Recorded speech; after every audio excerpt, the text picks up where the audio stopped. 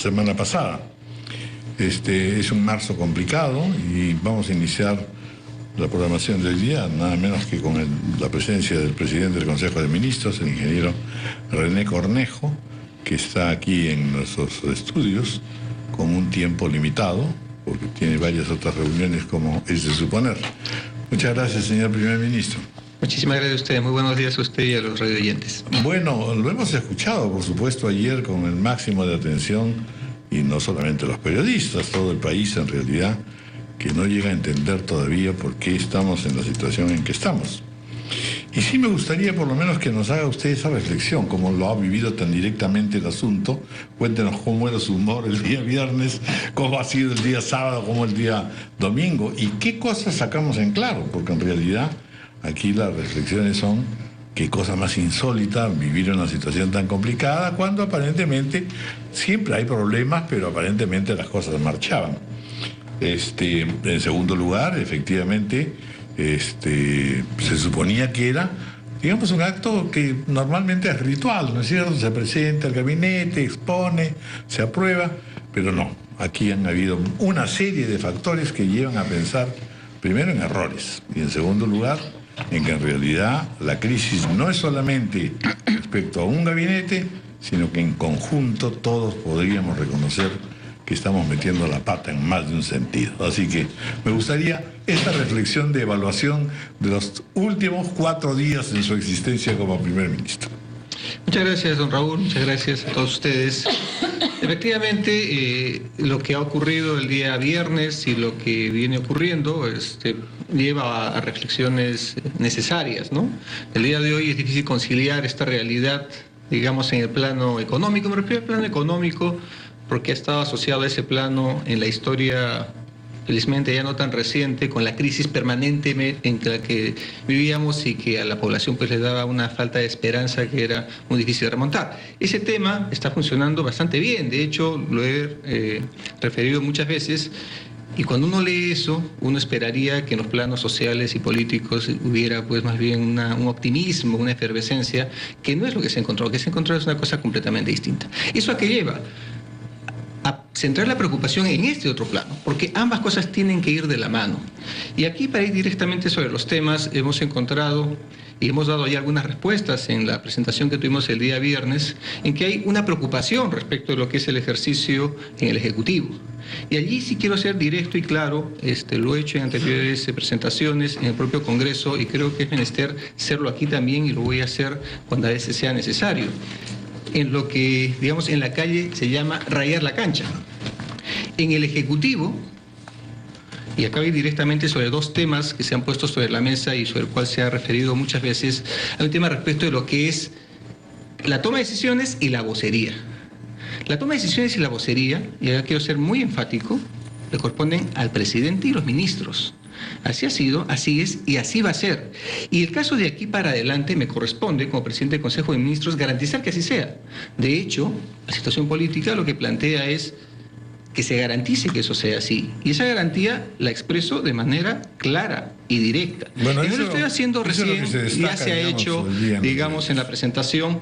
Pero, ahora, y acá una última reflexión, don Raúl, si me permite. En ese aspecto, efectivamente, el que siquiera se ponga en cuestión que el señor presidente de la República, elegido democráticamente, no es quien toma las decisiones, esa sola mención o sugerencia es inadmisible. Si se da, pues se tiene que eliminar, se tiene que sacar completamente de la escena, y esa es la labor, ministro, y ese es el empeño en el cual estamos nosotros. A ver, perdóneme, pero la verdad es que está usted dando por sentado algo que ni las encuestas, ni los periodistas, ni los analistas reconocen. Es decir, que en efecto hay un problema, no llamaremos de desgobierno, pero sí de debilidad de la presencia del presidente de la República por un lado, y también de los gabinetes ministeriales. Son 4 que han ocurrido y todos han salido con muy mal tono, en realidad, o sea, quejándose de que en efecto no han contado ni con la presencia, ni con la fuerza, ni con el apoyo necesario. De modo que por eso es que es la crisis que se presenta. No es solamente una crisis de toma de decisiones, sino en realidad de preocupación, porque el gobierno siempre se ha dicho que se manejaba con piloto automático, pero ha ido más lejos que eso. En realidad ha prescindido de lo que las circunstancias externas le iban indicando.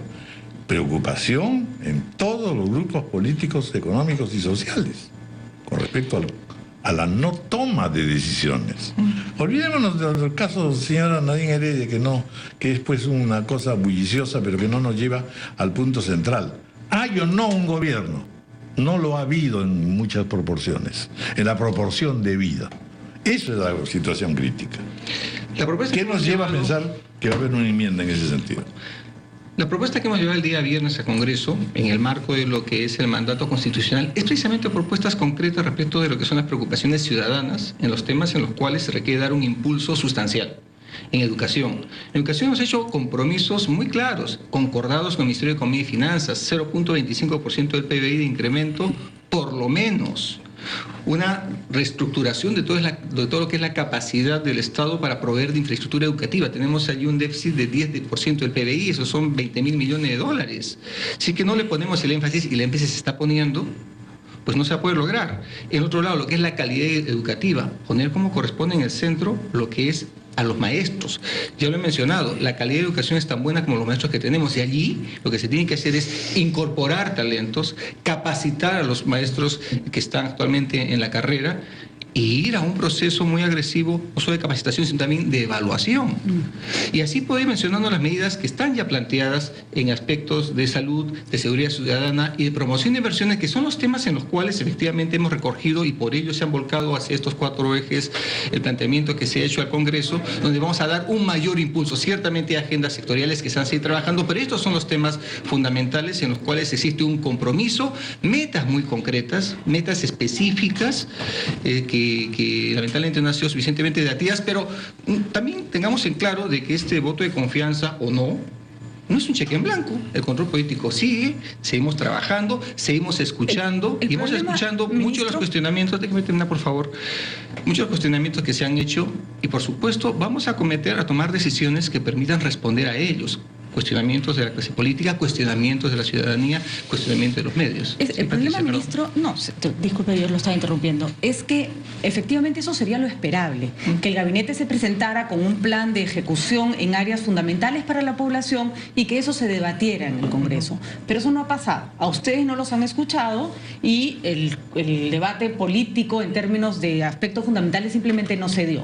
Eso probablemente tenga que ver porque hay un tema anterior no resuelto. Nadie los quiere escuchar hasta saber qué va a pasar con lo que se considera una intromisión de la señora Nadine Heredia. El problema es que, aunque ustedes consideren que no hay, el problema ya existe y requiere una respuesta. Y decir, el problema no existe de parte del gobierno no es una respuesta que vaya a calmar esta crisis política que justa o no, exagerada o no, inflada o no, ya está sobre la mesa y no les permite a ustedes trabajar. Y allá afuera hay un país que no se puede quedar en el limbo, que necesita ser gobernado. ¿Cuál es la respuesta política importante que se requiere para ese problema que no lo pueden negar porque en la población ya se generó la idea de que efectivamente hay algo por resolver? Bueno, allí los remito a mi primera respuesta y antes que lo pregunten, efectivamente eso es lo que hemos escuchado, lo que hemos entendido y ahí nosotros arrancamos haciendo un deslinde. Ahí, como decía, acudiendo al lenguaje de la calle, rayamos la cancha. En el Ejecutivo no lo vamos a permitir. En el tema de la vocería, lo que ustedes van a ver es una participación mucho más activa de los ministros sectorialmente y en lo que a mí compete siendo vocero, es una responsabilidad que me cae personalmente y ahí estoy dando las seguridades de que esto se va a ejercer de esa manera y que no se va a permitir ningún tipo de intromisiones. Que ojo, eso no obsta a que en el espacio político pues existan las... Además, es algo que se ha dicho en el Congreso. Lo dijimos, la exposición fue como se plantea y como está establecido constitucionalmente. Hemos ido a presentar un plan de trabajo. Luego del debate y en el cierre, y esto está allí en los medios, se hizo este deslinde, se hizo muy claramente. ¿Es menester repetirlo? Pues lo repetimos, que es simplemente un tema de consistencia. 10 minutos de entrevista. El problema que se ha generado, nos guste o no, se genera por la presencia de la señora Nadine Heredia o su aparente inhabilitación en el gobierno y hasta ahora la palabra Nadine no la hemos escuchado de su discurso. A lo que voy es... si la señora Nadine Heredia es esposa del presidente de la República y presidenta del partido que representa al presidente de la República, y entendemos que debe ser la primera peruana que quiere que esto salga bien, ¿por qué no decir claramente, para calmar las aguas, si les parece o si consideran que ha habido demasiada participación, la señora va a bajar su perfil y el presidente va a asumir más el liderazgo? Yo sé que es una concesión difícil, pero no podemos seguir en este problema. Es tan complicado reconocer la tranquilidad que necesitan todos para que ustedes puedan hacer su trabajo. Muy bien. Pasa lo siguiente, que eso pasa por admitir que eso sucede y eso no es así. Y acá, reitero, tengo que separar los espacios. En el campo de lo que es el Ejecutivo, que es el que me corresponde, esa intromisión de cualquier persona no lo vamos a permitir. Acá ese tema de poderes paralelos tenemos que descartarlo completamente. En el espacio político, ese es un espacio en el cual corresponde a los actores políticos y allí es donde está. Pero hablemos un poquito de la precrisis. No nos centremos en el tema Villanueva, que fue un tema complejo. Han sido meses, han sido años en que hemos visto a la señora Nadine Heredia, yo no sé si justificado o no sé cuál era el plan, no sé si no se dieron cuenta, viajando al lado de los ministros, en temas especializados de los ministros, ella tomar la palabra y dar una explicación a la prensa de lo que estaban haciendo cuando ni siquiera era presidenta del Partido Nacionalista. Esta idea no se generó ayer, esta idea viene de mucho antes. Y decir esto es reconocer que el problema existe o reconocer que eso ocurrió. Sí, pues, para vista y paciencia de todo el mundo, eso es lo que ha pasado. Y eso no se lo inventó la prensa, Premier, y requiere una respuesta adecuada a esa percepción. Bueno. Negarla no es una salida. Ya vio usted que no es una salida. Ha ido al Congreso y no ha podido seguir con su trabajo. Bueno, el tema de cuál es la razón sustancial y demás por la cual los señores congresistas al día de hoy no han definido el tema, esperamos que lo definan hoy, y aprovecho para hacer una invocación a la responsabilidad que estoy seguro y me la han mostrado los agentes políticos en las reuniones que hemos sostenido y vamos a seguir sosteniendo. Ese es un tema que está en el espacio del Congreso. Volviendo al tema que tú planteas, acá estos temas efectivamente es un tema que han ocurrido, son temas que nosotros tomamos las opiniones que se dan y efectivamente de aquí para adelante está este propósito de revertir eso. De acuerdo. Este propósito de afirmar lo que es la acción del Ejecutivo, de fortalecer la acción política del gabinete. Es un tema que también se ha mencionado, es un tema que abiertamente lo hemos conversado, lo hemos discutido, el cual ha tenido, creo que aquí me corresponde también decirlo, en el gabinete de profesionales de primer nivel. Por supuesto hemos convenido en ello de manera unánime y allí ustedes van a ver un trabajo distinto en lo que es la acción política, en la vocería y por supuesto en lo que finalmente le interesa a la población, en las acciones concretas ejecutivas que se desarrollan en este gobierno. Estamos a mitad de gobierno. Hay todavía poco menos de 2 años y medio por delante. Y esos 2 años y medio tienen que ser mejores que los 2 primeros 2 años y medio. Ojalá y a eso nos hemos abocado y a eso está abocado y dirigido este planteamiento que hemos presentado al Congreso, que es la carta que ponemos sobre la mesa y aquella sobre la cual vamos a actuar. Vamos a hacer una pausa y continuamos con las preguntas de Ricardo. Sí.